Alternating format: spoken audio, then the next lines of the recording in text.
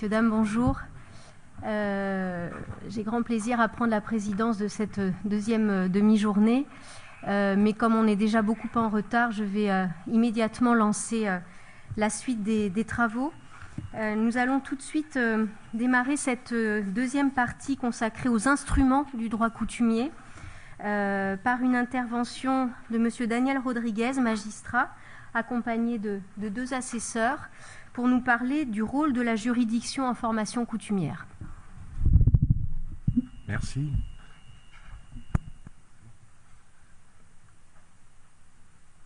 La coutume judiciaire arrive aujourd'hui à maturité. Il était temps qu'elle soit reconnue et l'Université de Nouvelle-Calédonie a accompli un travail impressionnant. Je me sens tout petit dans ma contribution par rapport aux travaux qui sont rassemblés dans le rapport qui vient d'être publié. D'autres équipes ont prétendu, sans rencontrer les juristes, rendre compte de ce travail et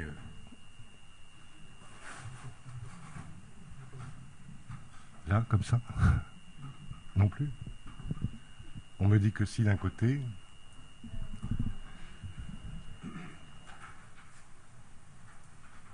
Bien, donc je disais que la coutume judiciaire était aujourd'hui arrivée à maturité et que le travail accompli par l'Université de Nouvelle-Calédonie est impressionnant et important et, à mon avis, marque le début d'une véritable réflexion sur cette justice particulière à ce territoire.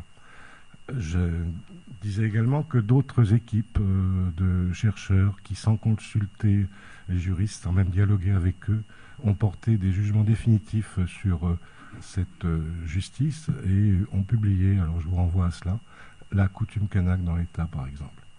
Je ne m'attarderai pas sur ce travail, mais je serai peut-être amené à revenir sur quelques-unes de leurs appréciations tout à l'heure. À côté de moi, parce que la justice coutumière, ça n'est pas un magistrat professionnel, ça n'est pas un juge qui vient de métropole et qui est transplanté ici sur ce territoire. Je ne dis pas transporté, je ne dis pas déporté, je dis qu'il vient exercer sur un territoire qui est différent, qui a une histoire, qui a un peuple premier, qui a sa culture, et que cette justice, elle ne peut pas ignorer cette réalité. Alors, M. Damas Tenboeon, qui est de l'Air Haute-Mawap, et M. Isaac Bandupoveux, qui est de l'Air Adjiareux, sont des assesseurs réguliers de la juridiction coutumière, et je les remercie de m'accompagner aujourd'hui et peut-être de répondre à vos questions sur ce qu'est leur rôle et ce qu'ils peuvent apporter. Ils vont sans aucun doute enrichir la contribution qui est aujourd'hui développée devant vous. Je ne vais pas reprendre la contribution écrite que vous aurez, si vous ne l'avez déjà lue, que vous aurez l'occasion de lire tranquillement. Je m'arrêterai sur quelques aspects de cette juridiction avec l'aide de ces deux assesseurs. Bon, lorsque des Kanaks ont un différend, un litige, qu'ils sont en désaccord, ils peuvent régler ce désaccord par des voies violentes. C'est souvent ce qui arrive. Et cela nous échappe. On ne peut que constater le résultat d'un règlement violent de ce conflit. Et c'est la justice pénale qui intervient. On en parlera demain. Mais lorsqu'ils acceptent de saisir la juridiction, eh bien, c'est devant nous qu'ils comparaissent. Parce que leur statut et les règles de la coutume qui régissent leur vie, eh bien, elle doit être prise en compte et elle doit occuper toute sa place dans la décision qui est prise. Comprenons-nous bien, ce sont les Kanaks qui viennent nous voir. Une juridiction, elle ne prononce pas des décisions comme cela qui viennent, qui tombent tout d'un coup, non. C'est parce que quelqu'un nous demande de rendre une décision que nous sommes amenés à intervenir. Et ça, c'est essentiel. et nous ne statuons que sur ce qui nous est demandé. Alors, nous allons voir comment nous répondons aux demandes des justiciables kanaks, mais que les choses soient bien claires. Il n'y a aucun impérialisme judiciaire à vouloir réglementer, régenter une vie coutumière. Ce n'est pas notre rôle. Nous n'avons à connaître que des difficultés de certains membres de cette communauté, voire de clans entre eux. Nous n'avons pas à dire comment on doit vivre dans la coutume. Alors, pour cela, et c'est en 1982 que la juridiction coutumière a été instaurée, on a donc envisagé, et c'était Jean-Marie Djibaou qui était président du gouvernement à cette époque. C'est une référence incontournable. Lorsque je suis arrivé sur ce territoire il y a 18 ans, au moment où l'accord de Nouméa venait d'être signé, que la loi organique venait d'être publiée 2 mois plus tôt, j'ai regardé les textes, j'ai vu que le statut civil coutumier occupait la première partie de la loi organique. C'est donc la primauté qu'on lui accordait qui n'était pas contestable. Et ce sont les signataires de l'accord de Nouméa qui l'ont voulu ainsi. Que doit faire un magistrat, que doit faire un juriste face à un tel constat? Accorder au statut civil coutumier et à ceux qui en sont les ressortissants l'importance que les signataires ont voulu lui donner. Lorsque donc, en 82, cette juridiction a été constituée, on a vu qu'elle n'a réellement commencé à fonctionner que bien plus tard. On pourrait se demander quelles ont été les résistances. Des ouvrages analysent cette période et rappellent les décisions rendues par la Cour de cassation, qui a toujours été, pour un juriste, c'est essentiel, une référence dans le rappel de ce que nous devions respecter comme justice à l'égard des Kanaks. 91, 92, tous ces arrêts sont cités dans les contributions. L'avis de 2005 ensuite. Alors, je suis à l'origine de la demande de cette demande d'avis, donc je peux vous en parler.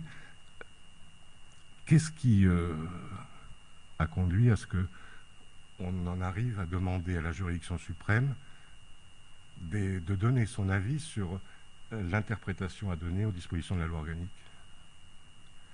C'est évidemment parce qu'un mur existait ici, un mur d'incompréhension, de refus de prendre en compte la réalité coutumière. Il s'agissait d'un dossier dans lequel j'étais juge des enfants. Parce que la particularité des sections détachées, c'est que les magistrats ont plusieurs casquettes et peuvent donc être j'étais à ce moment-là juge civil, juge correctionnel, juge des enfants, seul. Et je m'étais vu opposer un refus de la cour d'appel 2 ans plus tôt de voir siéger avec moi des assesseurs coutumiers. Pourtant, moi qui suis au contact des vrais gens, comme vous, je m'étais trouvé face à une famille kanak dans laquelle les enfants étaient maltraités. Cela arrive, il y a des déviances dans toute société. Ces enfants étant donc maltraités avaient été signalés et le père ne répondait pas à mes convocations. Il ne me reconnaissait pas comme une autorité légitime à ses yeux. Il m'a donc fallu sortir du palais. Et ça, c'est une des constantes de la pratique de la juridiction coutumière que de devoir aller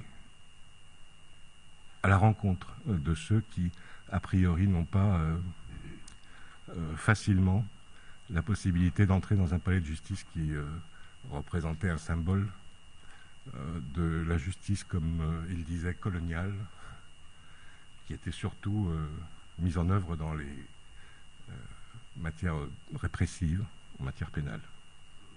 Il m'a donc fallu décider que ce père, je devais le rencontrer. Parce que prendre une décision de retrait des enfants, d'accompagnement éducatif, cela est possible.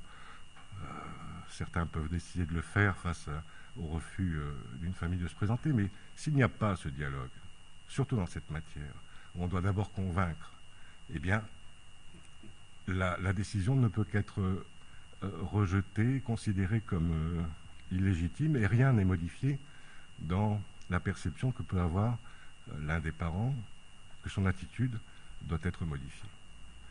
Je suis donc allé à la rencontre de ce père Kanak dans une tribu de Wailou, avec la greffière, parce qu'il faut être prudent dans les procédures, les formes, afin de ne pas être plus que nécessaire, critiqué par ses collègues, sa hiérarchie. Et donc, face à lui, je lui exposais mon rôle et je lui indiquais qu'il n'était pas possible d'accepter, quelle que soit la société à laquelle on appartenait, que des enfants souffrent par le fait d'un comportement et d'une éducation qui était inadaptée. Il a continué à me dire qu'il ne me reconnaissait pas comme un juge légitime, et que lui relevait de la coutume, et que c'était la coutume qui régissait son mode de vie, et que ce qu'il faisait, que ses méthodes éducatives étaient tout à fait justifiées du point de vue coutumier. Alors, sauf à être d'un impérialisme excessif, je ne pouvais que chercher la solution pour me permettre d'entrer en dialogue avec ce Kanak. Et cette solution, c'est la juridiction coutumière. Parce que là, le magistrat est minoritaire, ils sont au moins 2 à mes côtés, et ils ont une connaissance de la coutume. On ne peut pas leur dire à eux, vous êtes illégitime au plan coutumier. J'ai donc rendu un premier jugement pour dire que cette affaire devait, à mon sens, être jugée avec les assesseurs coutumiers, que ça relevait de la coutume. La Cour d'appel a considéré que ça n'était pas du tout possible ni prévu, que c'était une question d'organisation judiciaire, que je pouvais prendre des renseignements auprès des autorités coutumières, mais en aucun cas statuer avec eux. C'est pourquoi, 2 ans plus tard, dans un dossier similaire, eh bien, j'ai saisi la Cour de cassation. Je vous renvoie au rapport du conseiller Chauvin, qui est extraordinaire de limpidité, qui ne peut que convaincre un juriste de bonne foi, et qui m'a évidemment convaincu. J'espère qu'il a convaincu aussi les autres magistrats de Nouméa. J'en suis pas sûr, parce que après cet avis qui dit que toute la matière du droit civil est régie par la coutume et donc relève de la juridiction coutumière, après cet avis rendu en décembre 2015, c'est la Cour d'appel cette fois qui est mécontente de cet avis et de ce qu'il impliquait comme prise en compte de la coutume sans doute, a saisi à nouveau la Cour de cassation pour avis, cette fois en disant « mais c'est impossible, vous ne pouvez pas nous demander de juger toutes les affaires civiles avec des assesseurs, alors que, par exemple, et alors là, le débat va s'enflammer pendant des années, alors que, par exemple, les victimes dans un procès pénal ne peuvent pas se voir appliquer les règles coutumières, on n'a pas les assesseurs coutumiers, et puis cela relève de la sphère pénale, ça ne peut pas être traité par une juridiction civile. Que nenni la Cour de cassation, dans sa grande clairvoyance, a continué d'être logique avec elle-même, en cohérence. À quoi sert une Cour de cassation? À quoi sert une Cour suprême? Il y en aura peut-être une ici un jour. À quoi sert-elle si elle n'éclaire pas ces magistrats qui se perdent dans quelques considérations locales? Bon. Et donc, les choses étaient à nouveau posées. Alors, la Cour de cassation, dans son premier avis, avait réuni une composition d'autorité, avec son premier président, des présidents de chambre. Pour le deuxième avis, elle a bien senti qu'il y avait là un débat dans lequel on voulait l'entraîner, qui n'avait pas l'importance qu'elle pouvait lui accorder. Et donc, les membres de la composition n'avaient plus du tout le même rang. C'est déjà un signe pour qui connaît le fonctionnement de l'institution judiciaire. Et donc, voilà, ce deuxième avis est sorti, mais néanmoins, il y a eu tous ces débats dont on a parlé ce matin sur la prise en compte de la victime, la possibilité de dédoubler le procès ou pas, la discrimination qui existe entre les victimes de statut coutumier et les autres, qu'on renvoie à une juridiction différente, qui ne peuvent pas obtenir tout de suite cette monnaie nécessaire à réparer leurs préjudices.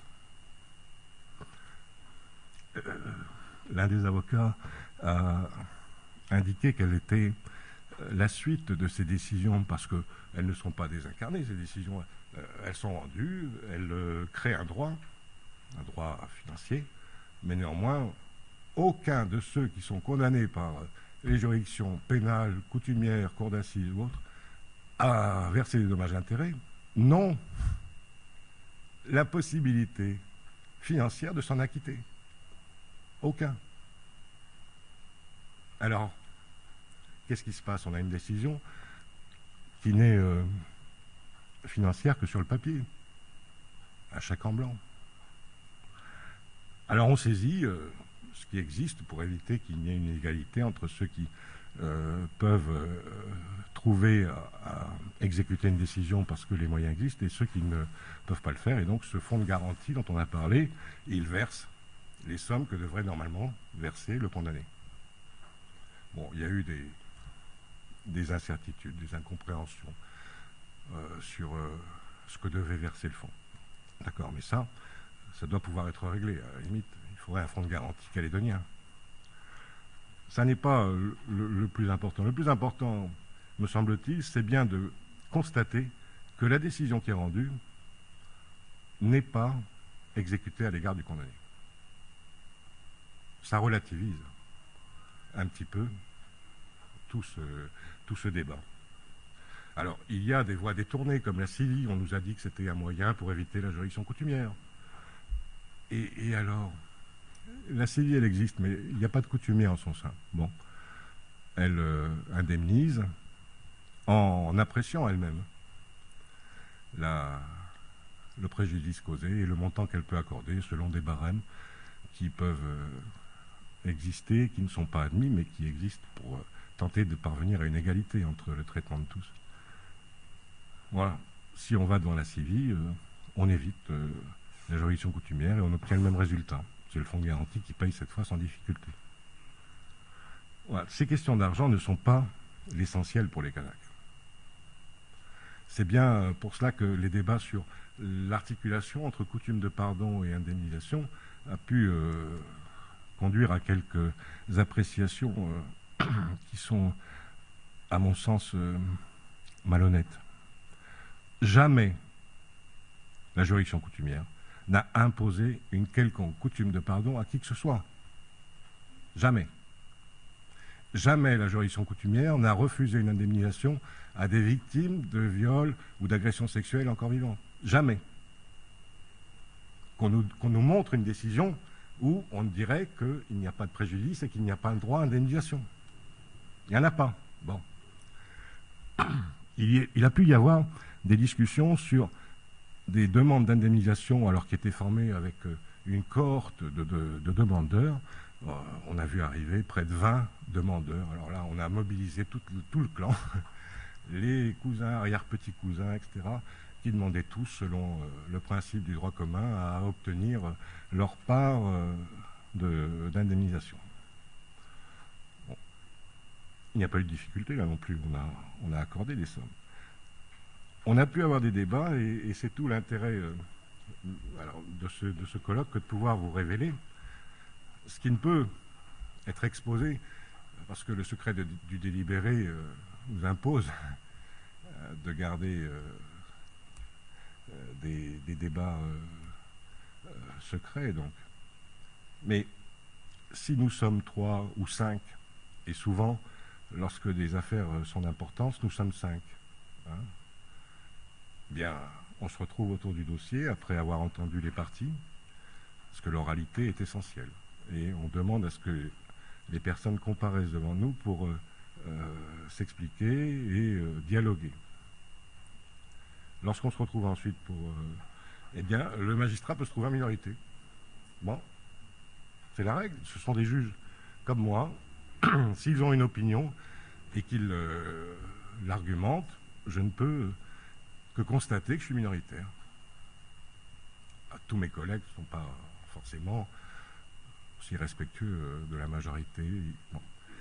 Mais ensuite, la difficulté qui apparaît, et c'est vrai pour tous les types de décisions, c'est qu'il faut écrire, motiver. Et là, je reconnais qu'il y a des imperfections. Parfois, des incohérences peuvent apparaître. parce qu'il comprenait combien le magistrat peut se trouver désarçonné à devoir expliquer une décision qu'il ne partageait pas forcément dans le délibéré. J'aimerais que les assesseurs passent à un stade supplémentaire un jour et rédigent eux-mêmes les décisions, pas en langue. Il est encore imposé que la langue française soit celle qui motive les décisions de justice.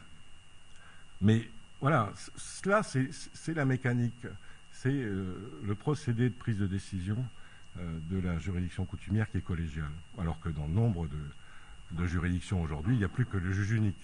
Il y a un juge tout seul qui entend, qui décide. Toute la richesse de cette juridiction et l'indispensable présence des assesseurs coutumiers, elle permet ce dialogue en délibéré.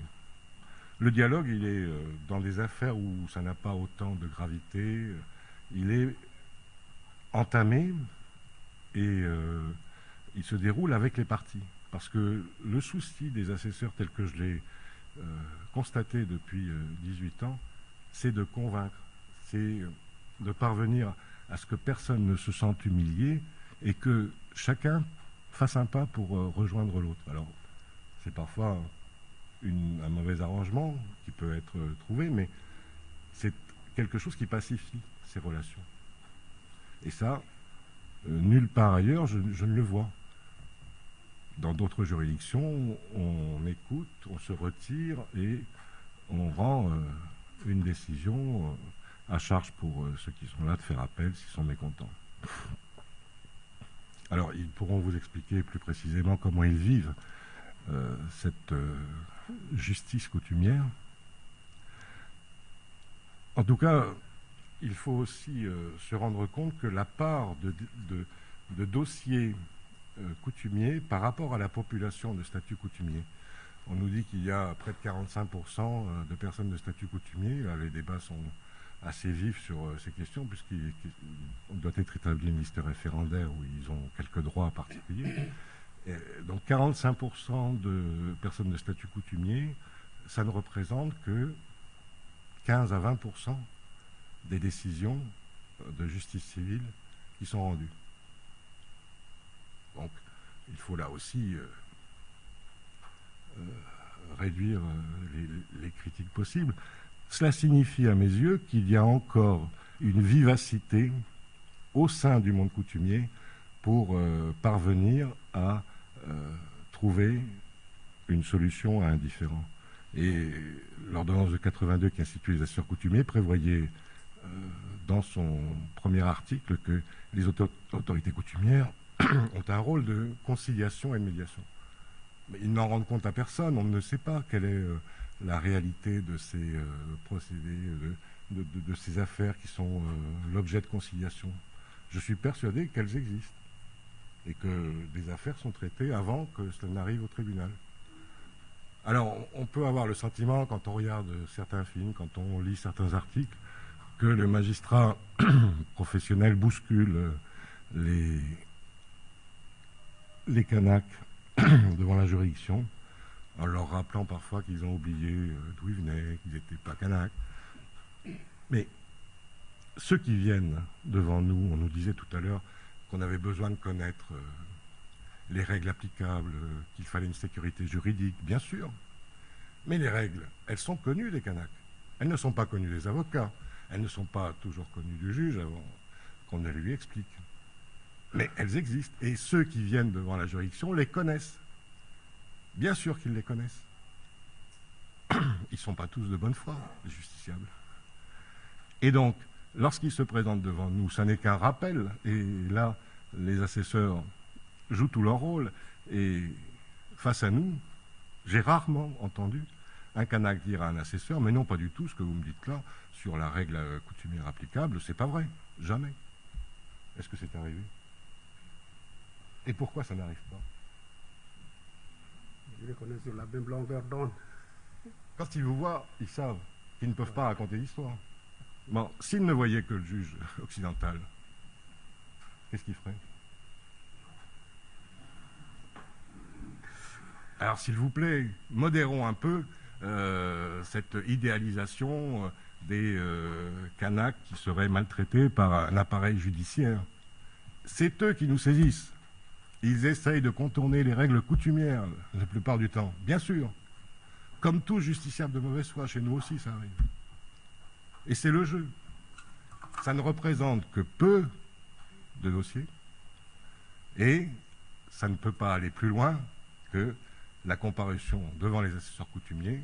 Il suffit qu'ils soient là, qu'ils les regardent, pour que leur revendication à un droit qui serait, alors, droit commun, eh bien, s'estompe tout d'un coup.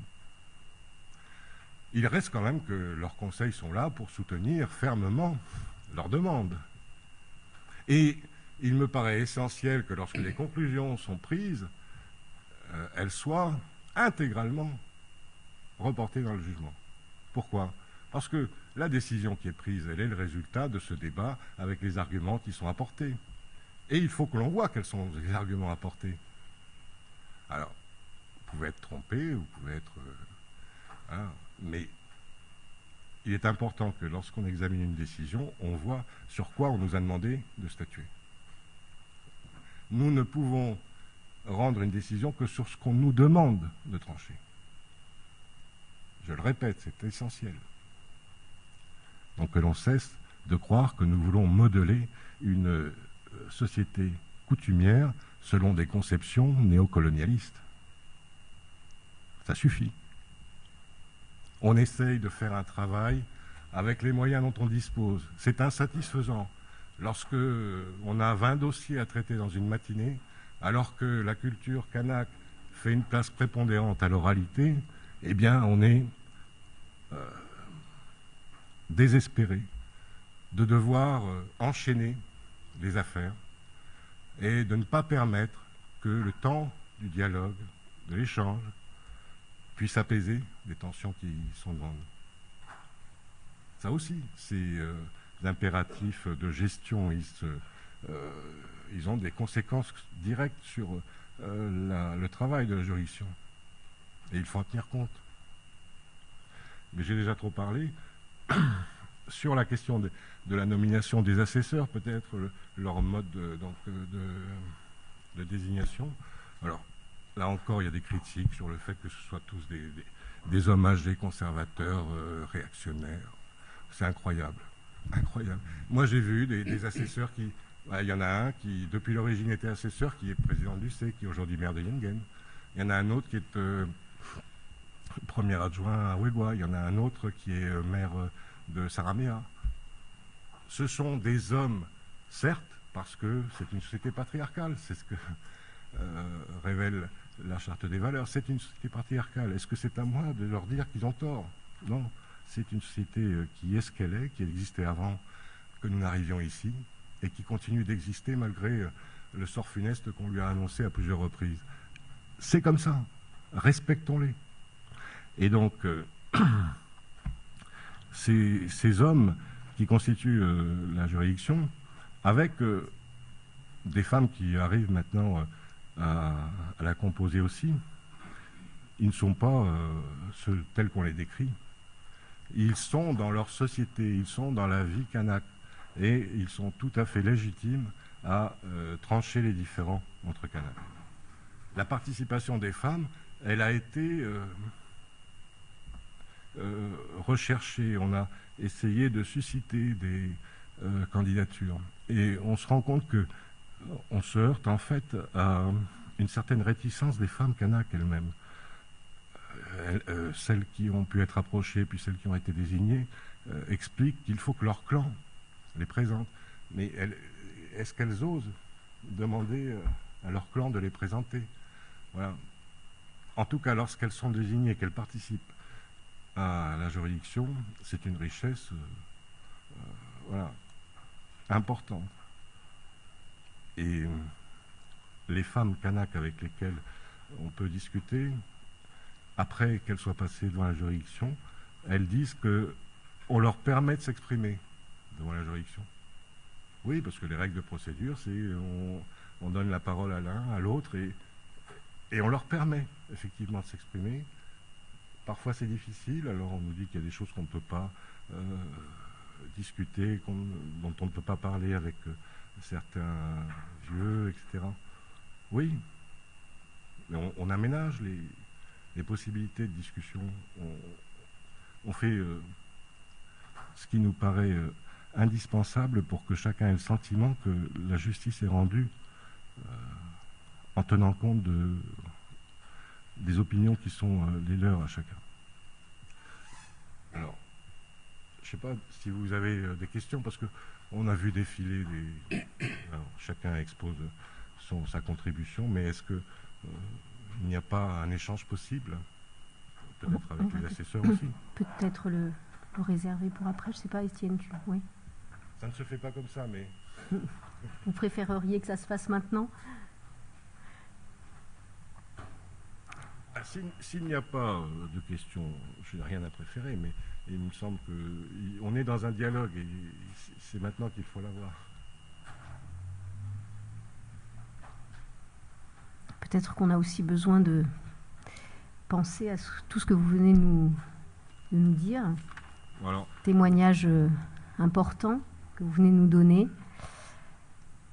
S'il n'y a pas de questions immédiatement, peut-être qu'on peut prendre le temps de les laisser venir. Est-ce que messieurs les assesseurs auraient un... Oui, bien sûr. Alors, cette justice. Bonjour à tous.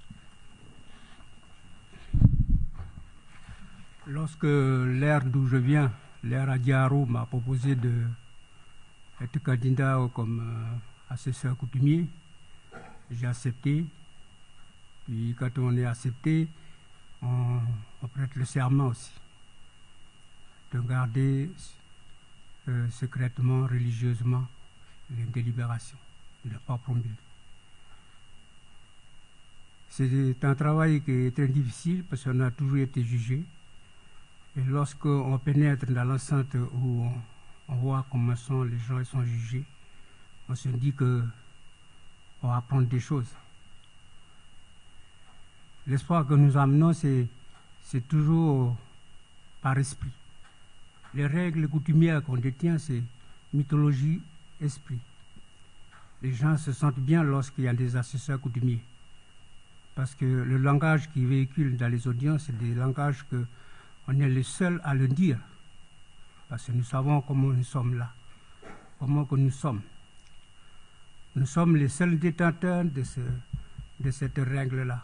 Donc on pouvait parler à tous ceux qui sont du statut coutumier d'une manière différente de ceux qui sont les juges professionnels.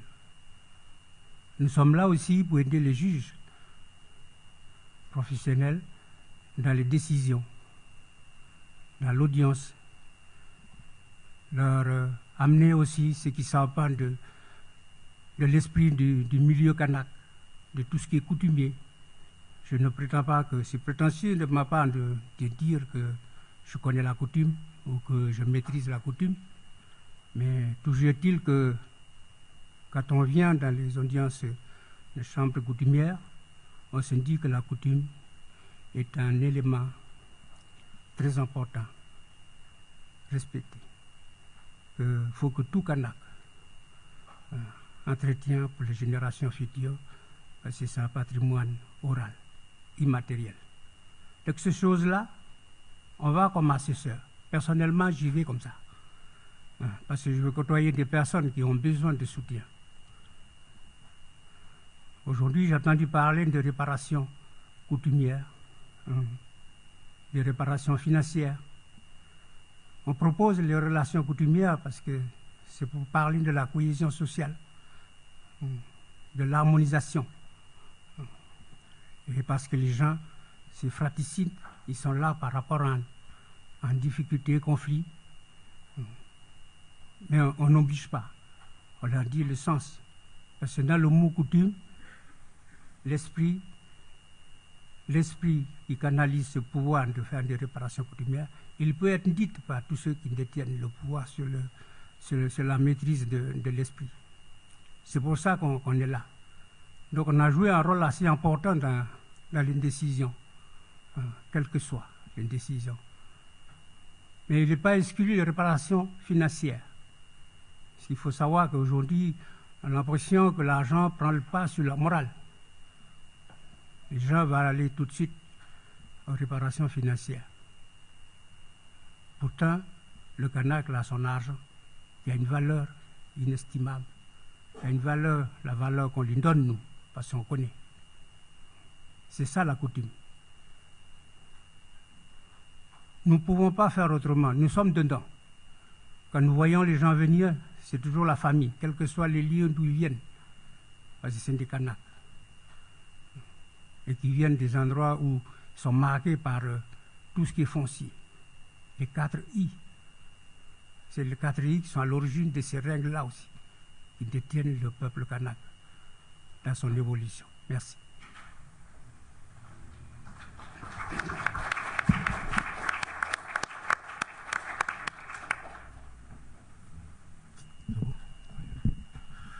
Moi, c'est Tiamboué Andamas, assesseur coutumier de l'air Haute-Mawa. Je vais ajouter quelque chose par rapport à ce qui s'est dit. Et on a vu sur le tableau, derrière, il y a l'esprit. Mais on ne dit pas toujours qu'il est visible ou invisible. Mais nous, on a les deux. On a celui qui est visible, on a celui qui est invisible. Et c'est cela qui fait la force coutumier, qui fait la force du geste coutumier qu'on doit faire. Que ce soit un geste de la vie active, ou geste de mort, ou geste de mariage. Et ces deux esprits-là, ils sont là présents. À celui qui est vivant, bon, on le voit. Mais celui qu'on ne voit pas, c'est celui-là qui fait la police dans les reins coutumières qu'on fait. Et dans les reins coutumières qu'on fait, on ne détache pas comme ça. C'est rare que ça arrive, mais avec l'évolution maintenant, on fait des choses coutumières, il faut qu'on détache tel ou tel geste donné à un moment donné, ou un accord à un moment donné, mais ce geste-là peut être rejeté par celui qui veut qu'on lui donne. 70 ans, ça a été concrétisé à une époque, on ne peut plus l'en détacher. Et c'est cela qui fait notre valeur aussi. On reste dans ce qui est passé, et le passé revient dans l'avenir par le présent et dans l'évolution aujourd'hui. Merci.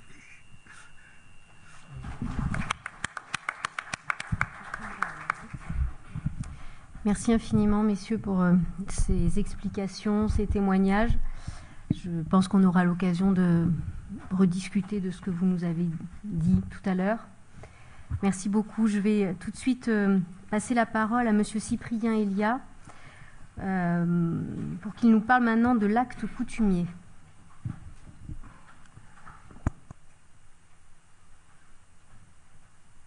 Bonjour. Donc moi je me présente un peu. Je travaille à la DGRAC.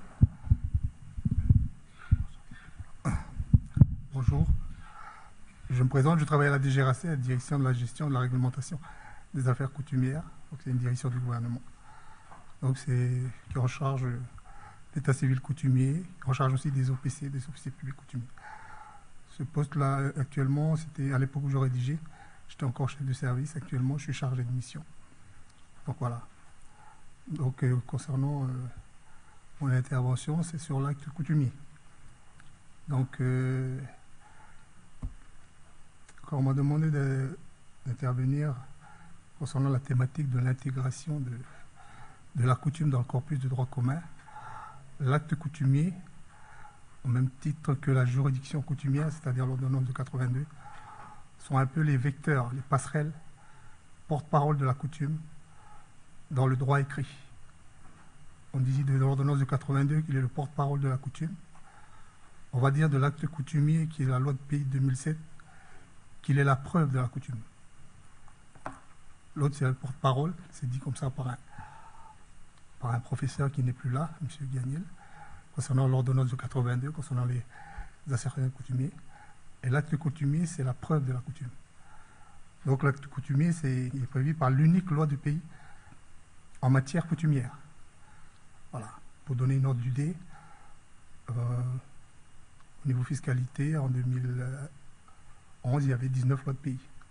Jusqu'à présent, depuis l'accord de Nouméa, il y a juste une seule loi de pays en matière coutumière. Donc voilà, avant de dresser les mécanismes juridiques de prise en compte de la coutume, d'essence orale, par le droit écrit, notamment par un bilan pratique de l'acte coutumier, on va situer au préalable la place un peu de la loi de pays dans les grandes étapes du droit coutumier. Donc, l'acte coutumier, d'abord, c'est sa définition. Dans le cadre de la réflexion de son intégration dans le droit écrit, l'acte coutumier constitue un outil juridique novateur et réactualisé pour mieux prendre en compte l'identité kanak. La coutume étant orale, l'acte coutumier a pour fonction principale de donner à la parole coutumière la valeur d'un écrit à caractère authentique, afin de preuve d'une décision coutumière qui aura été prise dans un cadre particulier, le palabre. C'est très important parce que le caractère authentique, c'est la valeur probante la plus élevée, on va dire dans l'ordre juridique des preuves du droit écrit. Il y a les actes sous seing privé qu'on peut contester par un autre écrit, et l'acte authentique, si on veut contester un acte coutumier, il faut faire une procédure judiciaire. Donc elle intervient dans un contexte en 2007. Pourquoi? C'est important de le savoir. Je pense qu'il y avait c'est dit dans l'accord de Nouméa concernant les éléments d'identification, les éléments constitutifs de l'identité kanak, qu'il faut sécuriser le procès verbal de palabre. Donc il faut lui donner une force juridique beaucoup plus importante. Donc d'où ce caractère authentique qui a été... c'est aussi pour les investisseurs. Sécuriser l'investissement économique, sécuriser le foncier coutumier. Voilà. Donc le palabre est une discussion organisée selon les usages de la coutume kanak, à l'issue de laquelle une décision coutumière est adoptée. Cette décision peut être transcrite dans le cadre d'un acte coutumier. Donc l'acte coutumier, c'est vraiment la preuve, l'écrit qui permet de contenir les us et coutumes. Il y a 8 aires coutumières. Chaque aire coutumière a son autonomie coutumière. Donc les us et coutumes de chaque aire coutumière, on va dire qu'ils sont autonomes. L'acte coutumier, il fait partie d'un dispositif juridique de droit coutumier, parce qu'avant l'acte coutumier, il y a la délib de 67 sur l'état civil coutumier, il y a tous les arrêtés concernant le code de l'indigénat qui ont créé, on va dire, les autorités coutumières, les tribus, les districts. Il y a la délibération de 62 sur la succession coutumière. Voilà, tout un ensemble de règles en matière coutumière que j'appelle un dispositif de droit coutumier. Et l'acte coutumier, elle arrive en 2007, à un moment important pour, on va dire, pour être une preuve écrite de la coutume. Donc, cet état des lieux de l'acte coutumier, on va dire qu'elle est l'acte coutumier, les autorités, elle met en action les sujets de droit coutumier, les citoyens de droit coutumier, avec leurs autorités coutumières, c'est-à-dire les chefs de clan, les chefs de tribus, les districts, et également avec les institutions coutumières, qui sont les conseils coutumiers au niveau de chaque aire et le Sénat coutumier. Donc tout ce dispositif de droit coutumier, avec l'acte coutumier, constitue l'armature de ce système de droit coutumier. Donc ils sont tous interdépendants les uns des autres. L'acte coutumier a cet intérêt de mettre on va dire, en synergie tous ces acteurs. Le sujet droit coutumier avec ses autorités coutumières, avec les institutions coutumières. Pour expliquer l'importance de l'acte coutumier, le sujet de droit coutumier qui va faire un projet en matière économique sur le foncier, il va solliciter son chef de clan pour établir un acte coutumier. Il faut déjà identifier son chef de clan. Ce chef de clan, il est identifié comment? Par le conseil coutumier. La loi de pays de 2007 prévoit que le conseil coutumier tient un répertoire des autorités coutumières. Donc chaque conseil tient un répertoire des autorités coutumières. Les autorités coutumières, c'est du chef de clan, des chefs de tribu, chefs de district, des conseils de chefs de clan. Ces autorités coutumières participent à l'élaboration de l'acte coutumier. Donc le sujet de droit coutumier, ça lui permet on va dire, d'être acteur de droit coutumier. C'est important en matière d'état civil, concernant l'état civil coutumier, pour une adoption, pour une reconnaissance, pour un mariage, il faut un acte coutumier. En matière de succession, quand il y a un décès, il faut faire un acte de succession pour établir l'inventaire des biens du défunt. Voilà. En matière de foncier, quand on a un projet d'habitation, quand on veut installer un compteur, il faut un acte coutumier. Donc le sujet de droit coutumier, quelque part, ça permet aussi de restructurer sa relation avec les autorités coutumières. Il faut savoir que des différentes aires coutumières avec la colonisation, il y a eu beaucoup de chamboulements des autorités coutumières, et l'acte coutumier a ce rôle aussi important de restructurer les autorités coutumières, et il a un rôle très très important à ce niveau-là. Donc, on va passer à l'explication de l'acte coutumier, parce que ça c'est un peu je la situe un peu dans le dispositif de droit coutumier. Donc l'explication de l'acte coutumier, pour un petit rappel historique, l'origine de l'acte coutumier. On va dire que l'acte coutumier s'inspire beaucoup d'une délibération provinciale de 1995 de la province des Îles. À l'origine, à l'initiative du grand chef Paul Clément Siazé, qui est du district de Ouetch, il y avait beaucoup d'actes coutumiers qui se faisaient avec le syndic des affaires coutumières, c'est-à-dire les gendarmes. Et beaucoup de ces actes coutumiers étaient faits sans que les gendarmes soient informés des véritables autorités coutumières, d'où les risques de dérive et des malaises.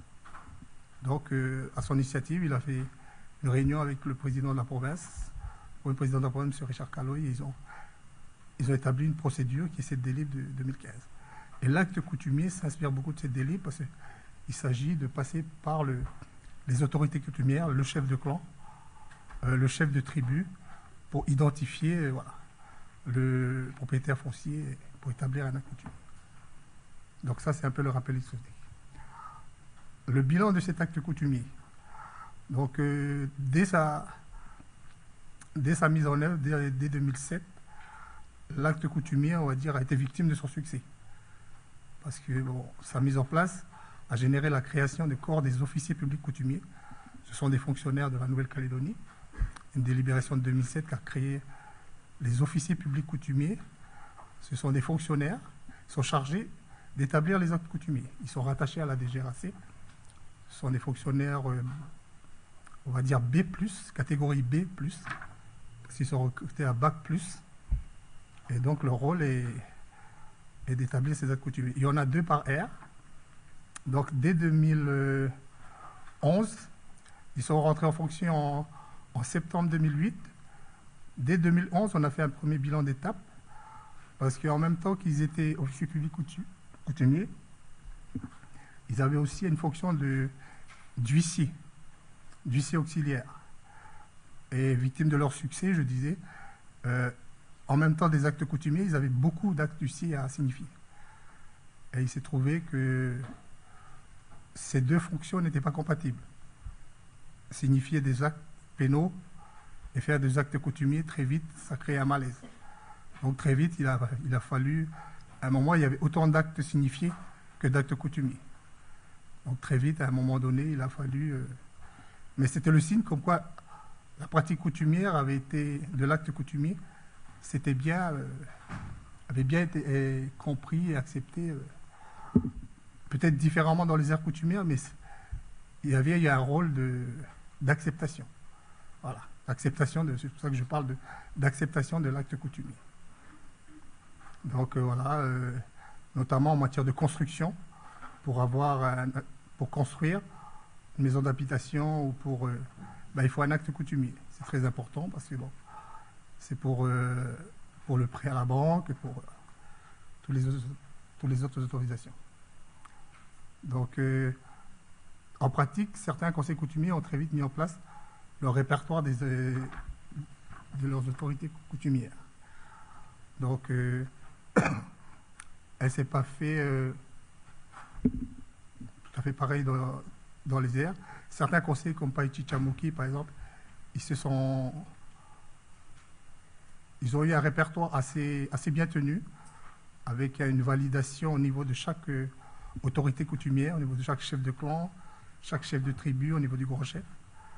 D'autres conseils coutumiers ont eu des difficultés à valider ces autorités coutumières. Donc, Haute-Marois, souvent, c'était des endroits où la colonisation avait beaucoup perturbé les autorités coutumières, donc ce n'était pas évident pour mettre en place, identifier les autorités coutumières. C'est pareil pour Païti Chamouki. Païti Chamouki, non, je venais de vous le dire, eux, ils avaient réussi quand même à avoir une méthode de validation des autorités coutumières assez fiable. À Duaro, c'est pareil. La déstructuration liée à la colonisation a créé aussi des difficultés pour la Harachou, et également avec cette période instable, Grand Chef Ataï. Djoubé à Caponé, ils ont une autre pratique qui est que les répertoires des chefs de clan est contrôlé par le conseil coutumier. Yaï, les îles et Néoné, on va dire qu'ils ont un conseil coutumier relativement bien tenu, qui n'ont pas subi les revers de la colonisation. Et donc, les chefs de clan et les autorités coutumières étaient bien identifiés. Donc voilà. Il y a une tentative d'harmonisation des règlements intérieurs des conseils coutumiers pour intégrer ces modes de validation. Bon, tous les conseils coutumiers ont un règlement intérieur. Donc, voilà. Donc on va dire qu'avec ce service public de proximité jusqu'au fin fond de la chaîne, les actes coutumiers qui requièrent la signature du chef de clan, il y a un double impact. Un apaisement de la pratique coutumière sur le foncier en matière de développement économique, en matière d'amélioration de la qualité de vie. Pour prendre un exemple, par exemple, Haute-Marois, il y avait beaucoup d'installations de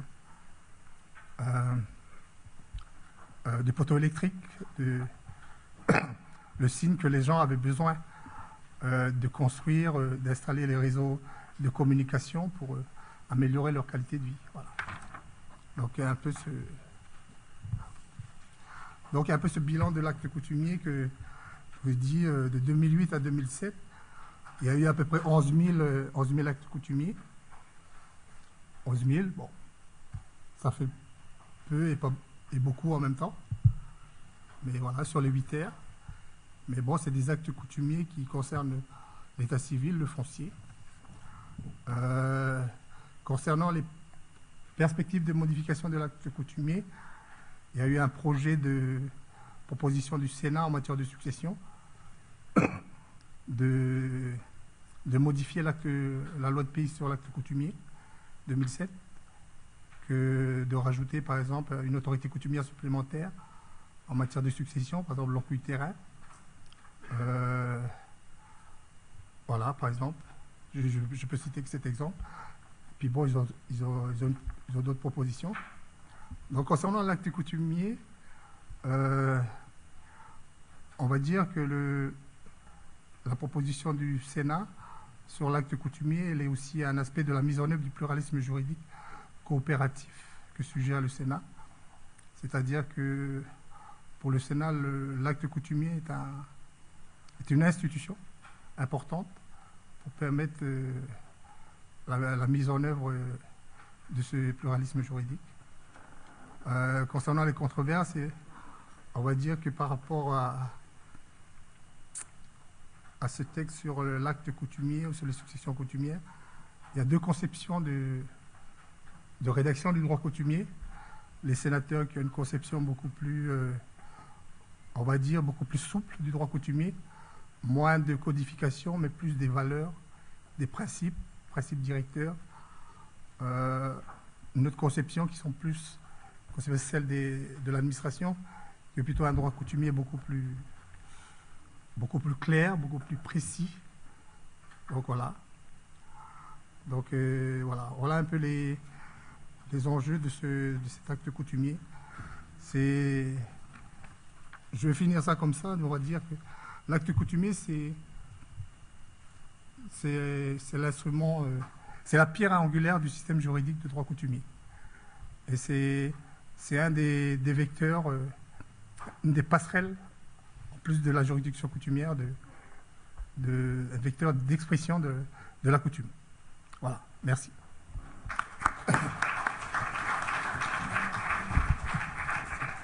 Merci beaucoup, Monsieur Cyprien Elia.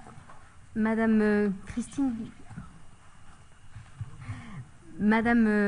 Bidault-Garon est en train d'installer le PowerPoint dont elle a besoin, mais je crois qu'elle est presque prête. Elle va, maintenant nous parler de l'état civil coutumier, qui est évidemment dans la suite logique de la présentation de l'acte coutumier qui vient de vous être faite. Christine, quand ce sera bon, tu as la parole.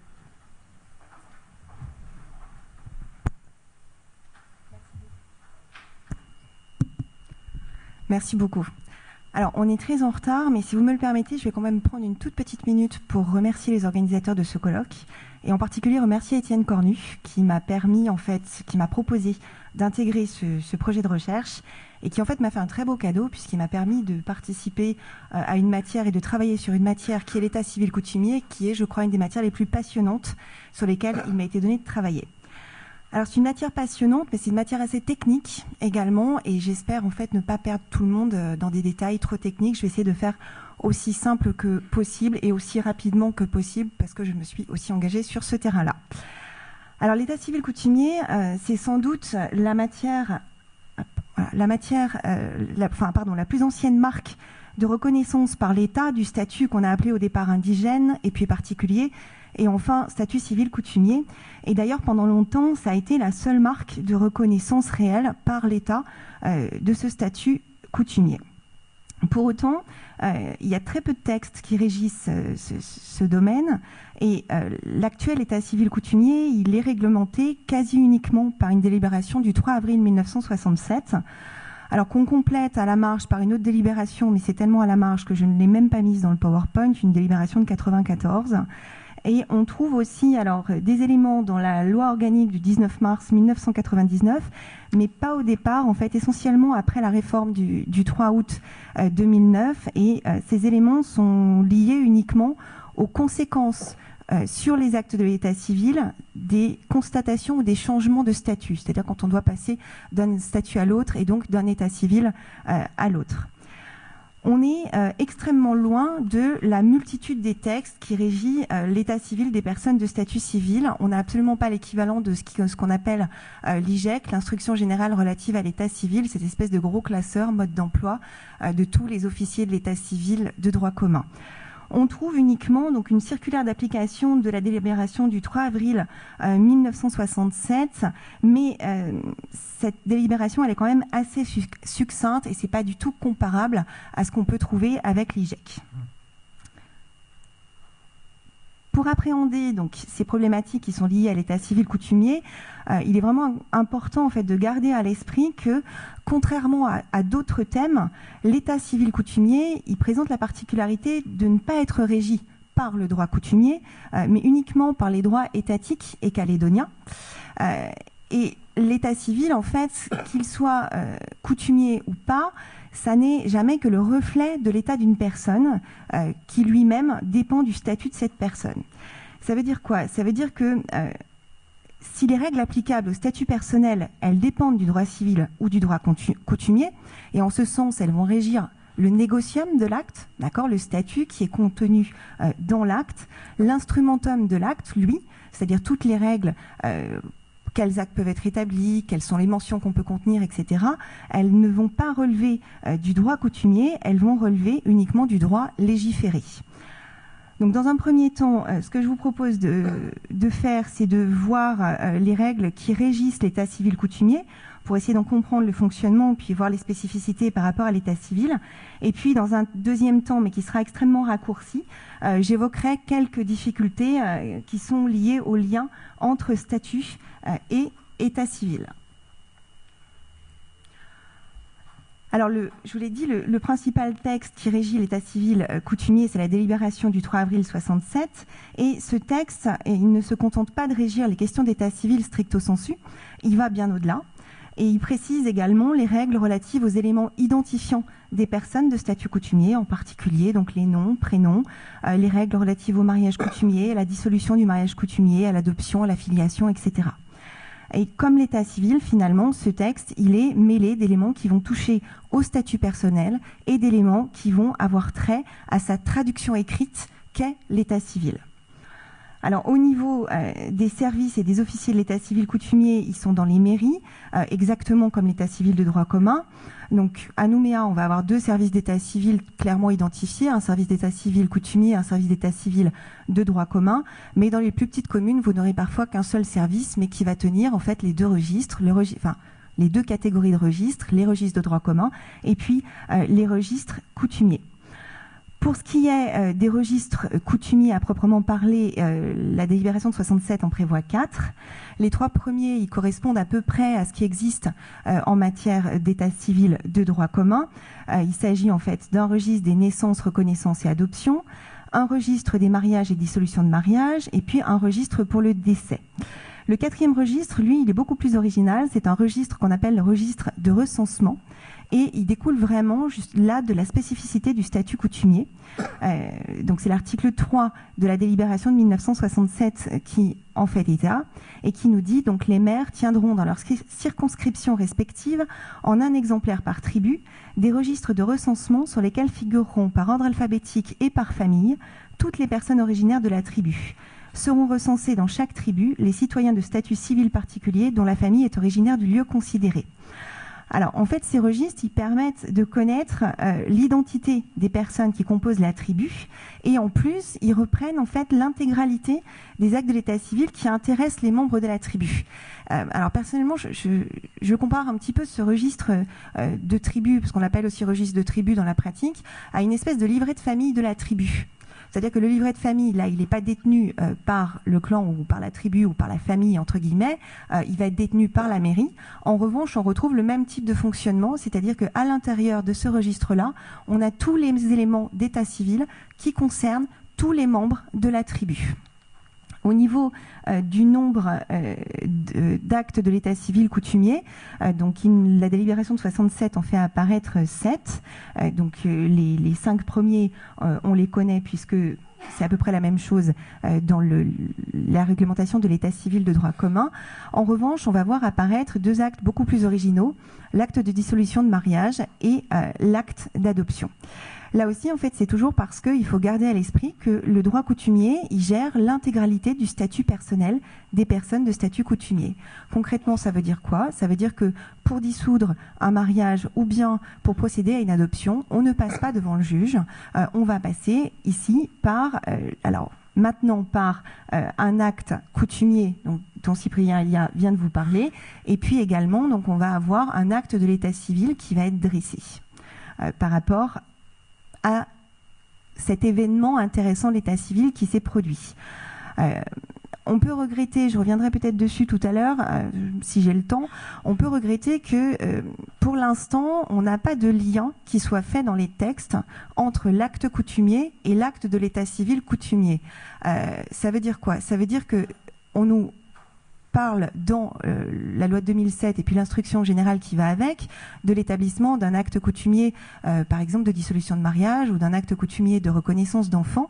Et ensuite, en fait, on n'a pas encore modifié la délibération de 1967 et finalement, donc, il n'y a pas de lien qui soit prévu expressément et on n'exige pas de présenter l'acte coutumier pour faire la reconnaissance d'enfants, par exemple. Alors, ça, c'est la théorie et les règles. En réalité, donc, quand j'ai rencontré, puisqu'ils m'ont très gentiment accueilli pour réaliser cette étude, le bureau de l'état civil, ils m'ont expliqué que très clairement, eux, ils exigent l'acte coutumier. Et donc pour l'instant, on n'a pas de transcription qui soit prévue en droit, mais on va dire qu'en fait et en pratique, on a une espèce de doctrine administrative voilà, qui s'est imposée, qui fait qu'on fait le lien. Mais c'est vrai que c'est dommage qu'on n'ait pas la base légale qui va avec. Alors, autre chose qui est tout à fait différente de l'état civil de droit commun, c'est l'autorité supérieure. L'autorité supérieure, en matière d'état civil coutumier, ce n'est pas le procureur de la République, comme c'est le cas en matière d'état civil de droit commun. L'autorité supérieure, alors, la délibération, encore une fois, elle date de 1967.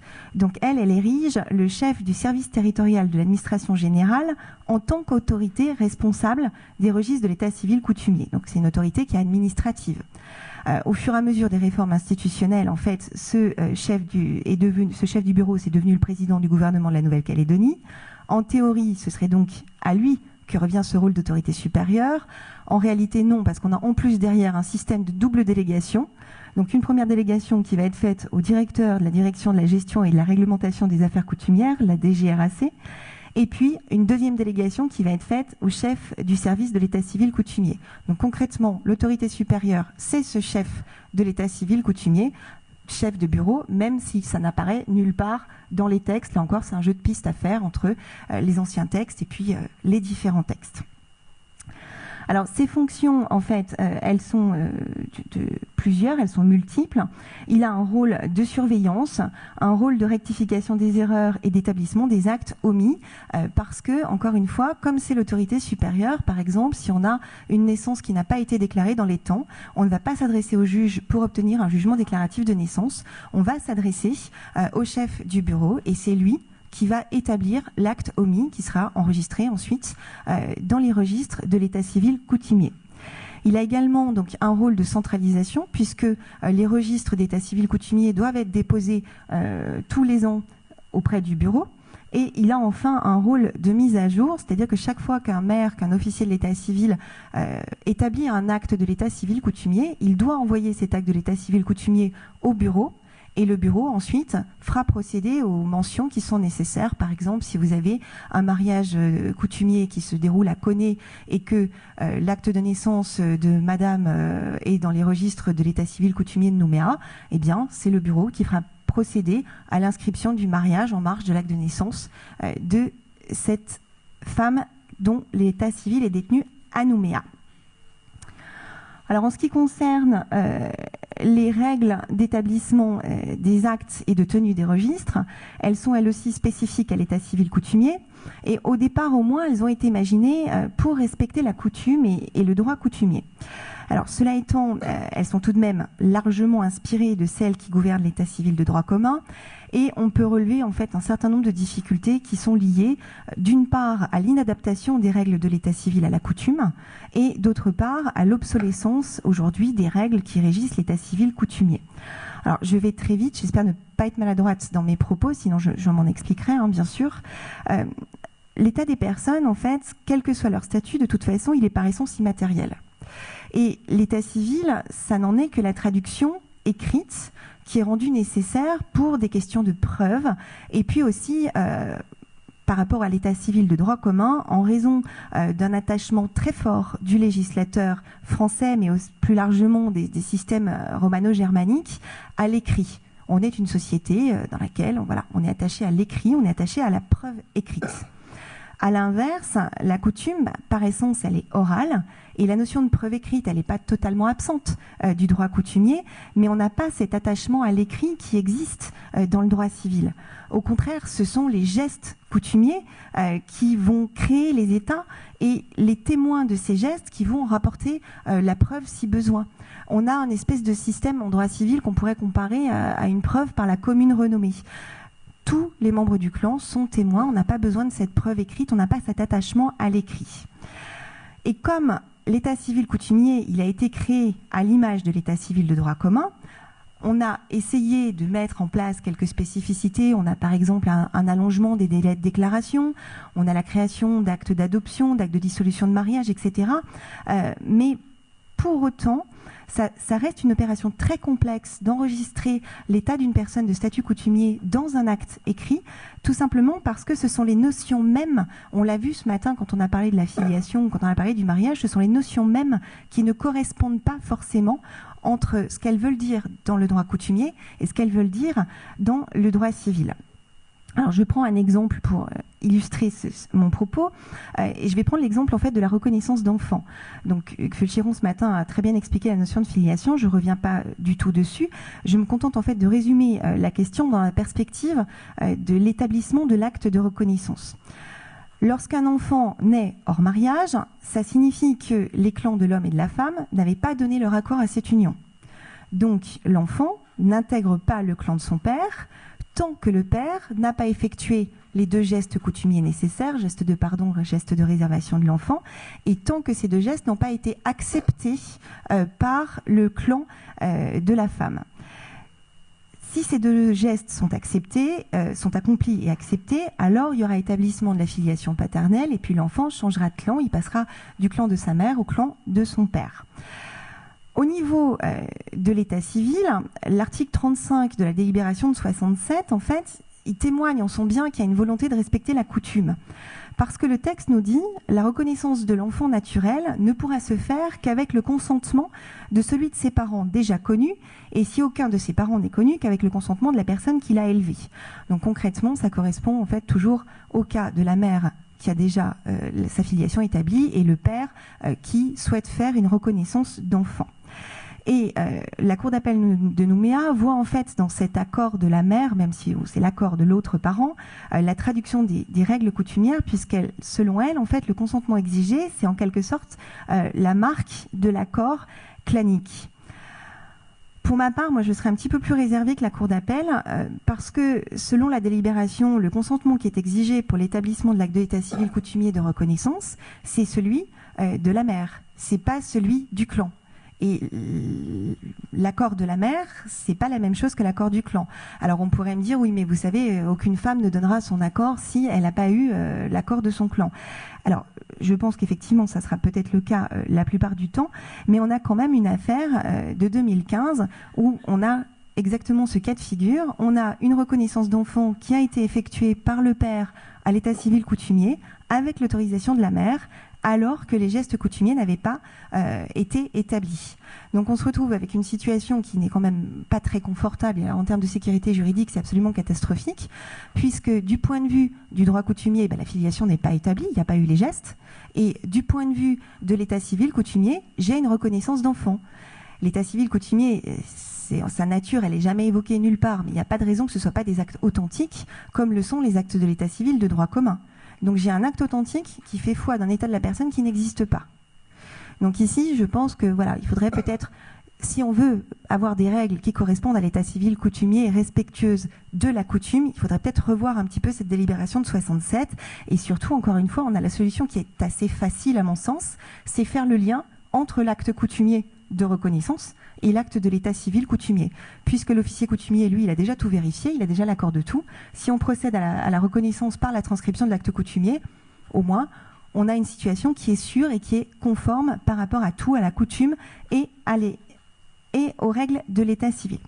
J'en dis pas plus sur ce point. Je vous renvoie au rapport pour de plus ample développement. Il y a plein de questions extrêmement intéressantes qui se posent comme celle-là sur le respect de la coutume par un état civil censé être coutumier. Alors un petit mot rapidement des difficultés qui sont liées au lien entre état civil et statut. Alors, je vous l'ai dit tout à l'heure, normalement, en fait, les personnes de statut coutumier, elles doivent avoir un état civil coutumier et les personnes de statut de droit commun doivent avoir un état civil de droit commun. Donc, le principe, en fait, il est très très simple. C'est à chacun son statut, à chacun son état civil. Du coup, c'est développé une espèce de présomption entre état civil et statut. Présomption qui dit tout simplement les personnes ayant des actes de l'état civil coutumier sont présumées de statut coutumier et les personnes ayant des actes de l'état civil de droit commun sont présumées de statut civil. Le problème, c'est qu'on a des erreurs de détermination du statut dès le départ ou bien des erreurs de service auxquelles la déclaration de naissance doit être faite qui sont très fréquentes et apparemment des vérifications qui ne sont pas toujours systématiques. Et il n'est pas rare qu'une personne ne possède pas les actes de l'état civil qui correspondent à son statut. Alors par exemple, il arrive que l'enfant soit déclaré à l'état civil de droit commun alors que ses deux parents sont de statut coutumier. Quand c'est un couple mixte, on peut encore avoir des doutes sur le statut qui est transmis. Quand les deux parents sont de statut coutumier, l'enfant il est de statut coutumier à la naissance. Là, c'est clairement une erreur de service auquel on fait la déclaration de naissance. Et on se retrouve avec quoi ? On se retrouve avec un enfant de statut coutumier qui a des actes de l'état civil du service de l'état civil de droit commun. Si on ne s'aperçoit pas de cette erreur, si on n'est pas au courant de cette erreur, ou si on ne réagit pas par rapport à cette erreur, cet enfant grandit, et puis une fois qu'il est majeur, on lui dit « mais non, vous êtes de statut de droit commun, tout simplement parce que vous avez des actes de l'état civil de droit commun ». Et là, ça devient très compliqué, parce que pour faire rectifier cette erreur, vous êtes obligé de passer par l'étape tribunal. Vous êtes obligé d'aller devant le juge. On ne peut pas se contenter du bureau, parce que on considère ici qu'il faut en fait vérifier le statut de la personne. Et comme c'est pas une modification du statut. En ce qui me concerne, j'appelle ça une constatation du statut. Parce que simplement, il y a eu une erreur au départ et je constate que, on s'est trompé. La personne n'est pas de statut civil, elle est de statut coutumier. Ou l'inverse, d'ailleurs. Donc déjà, ça sous-entend de passer par l'étape tribunal et c'est pas forcément évident pour les gens de s'adresser au tribunal. On l'a très bien expliqué tout à l'heure. En fait, c'est pas naturel dans la culture kanak, je crois, d'aller saisir le tribunal. Donc, ce qui fait qu'on a des erreurs, qui se maintiennent. Ces erreurs peuvent être très très embêtantes parce que une personne qui est en réalité de statut kanak, par exemple, et qui on lui dit, non, toi tu es de statut coutumier, de statut civil. Elle dit, je suis de statut civil. Donc elle va passer des contrats, imaginez, elle peut faire un testament, par exemple. Un testament, donc chez un notaire. Si on s'aperçoit qu'en réalité, elle n'est pas du bon statut, il a quelle valeur ce testament ? Gros point d'interrogation. À mon avis, il n'a pas de valeur, puisqu'il a été fait conformément au droit civil, alors qu'il aurait dû être, qu'il n'existe pas dans la coutume.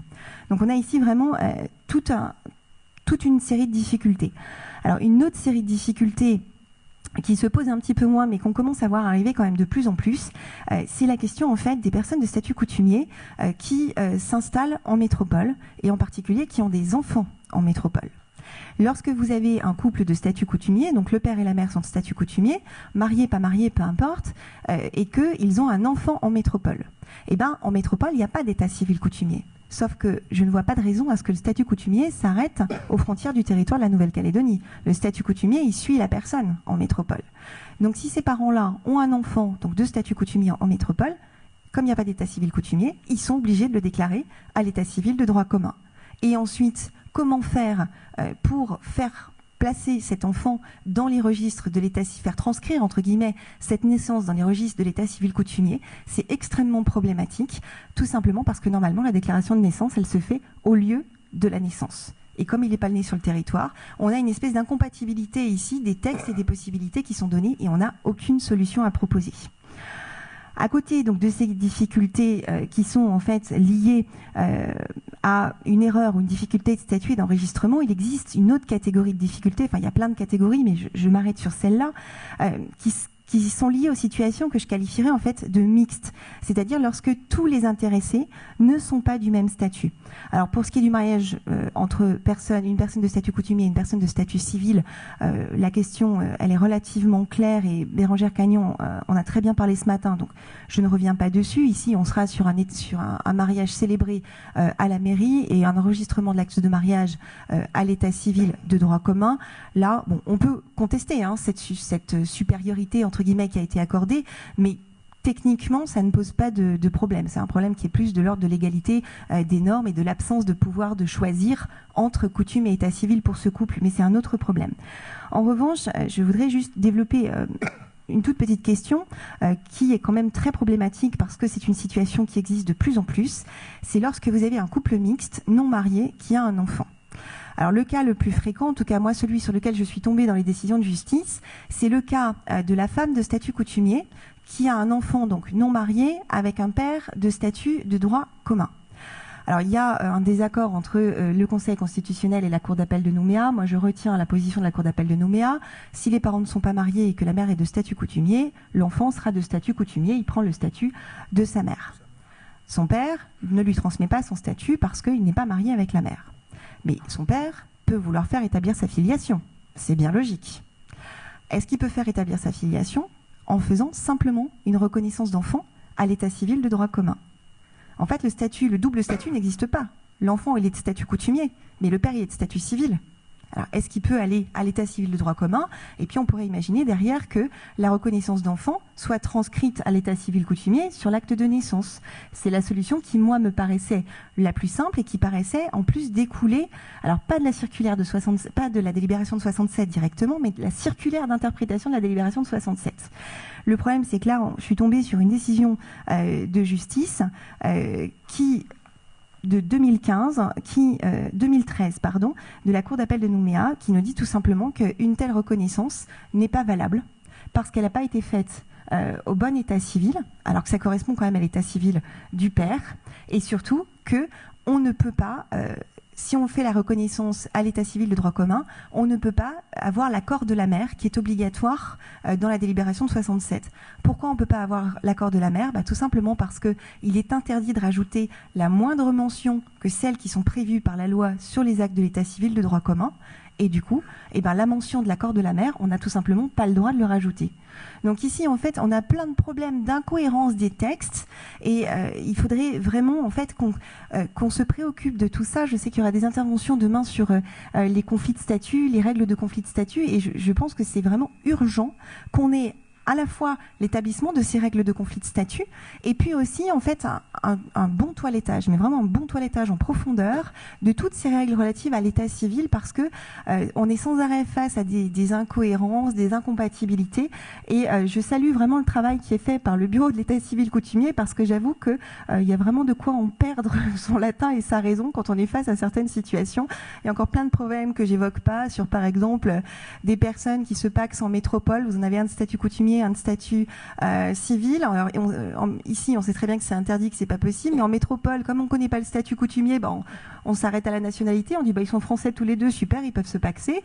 On arrive ici avec le Pax, qu'est-ce qu'on en fait de ce Pax? Il est valable, il n'est pas valable. Enfin, voilà, plein de problématiques extrêmement intéressantes. Donc encore merci Étienne de m'avoir proposé ce sujet. Je pense que j'ai ici une source de recherche absolument inépuisable. Je m'arrête là, faute de temps, et je vous renvoie en fait au rapport écrit. Merci.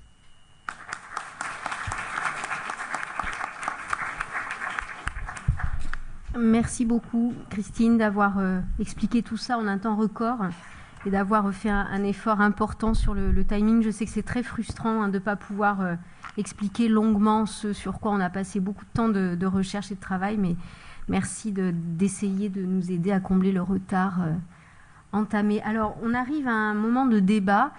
On va faire comme ce matin. Si certains d'entre vous ont des questions à poser, on transmettra le micro de manière à ce que les questions puissent être enregistrées par la vidéo.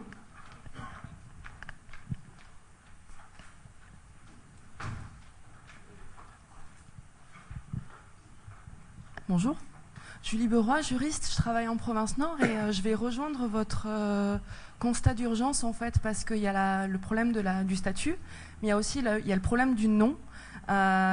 Et beaucoup de mairies, petites mairies notamment, pour avoir rencontré de manière récurrente le cas, vont modifier un acte d'état civil coutumier alors que le père est de droit commun et notamment changer le nom de l'enfant. Et il se trouve qu'il y a des enfants qui ont un nom sur l'acte d'état civil et un nom sur un passeport qui est différent.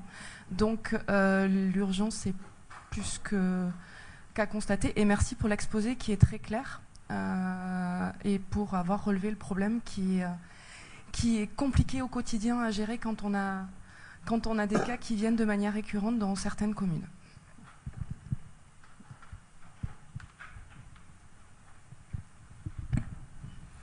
Autre question ou remarque ou témoignage, monsieur?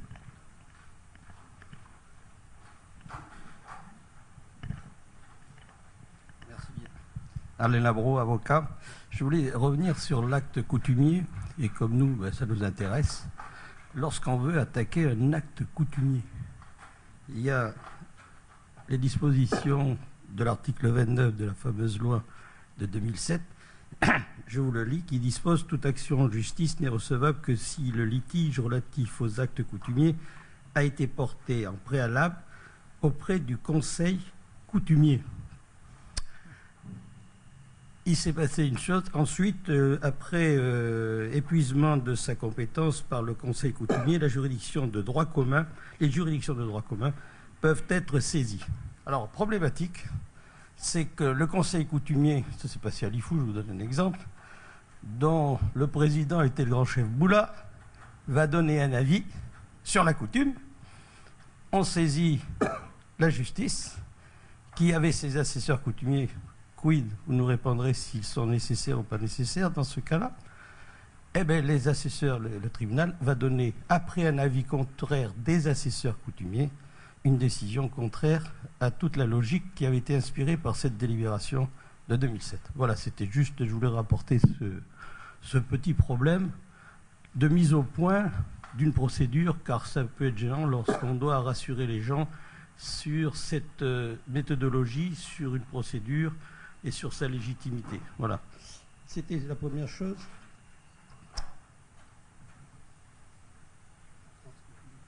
Alors. Non, je m'arrêterai là parce que ça ferait trop de choses. Il y avait l'article 19 là également sur s'agissant du refus de la décision de la juridiction coutumière. J'en reparlerai plus tard. Oui, il y a cet article-là qu'on consulte le conseil coutumier, c'est une consultation préalable avant de saisir la juridiction. Mais quelle est la problématique? Mais vous avez un avis qui est donné par le conseil coutumier, notamment là, c'était le grand chef Boula. Cet avis on a fait litière devant la juridiction de droit commun, simplement parce que on a convié les assesseurs coutumiers qui ont donné un avis contraire. Voilà, c'est tout. Parce qu'on parlait de ça tout à l'heure, que ça n'était jamais arrivé. Et je vous pose cette question, vous essayerez de voir, parce que ça fait un trouble dans la procédure. À quoi servirait de saisir pour avis? Est-ce que c'est un avis conforme, voilà, obligatoire? C'est à vous de voir. La décision du tribunal. Mais c'est problématique, ça. C'est vrai qu'en pratique, cette on va dire, épuisement de recours préalable, a souvent été...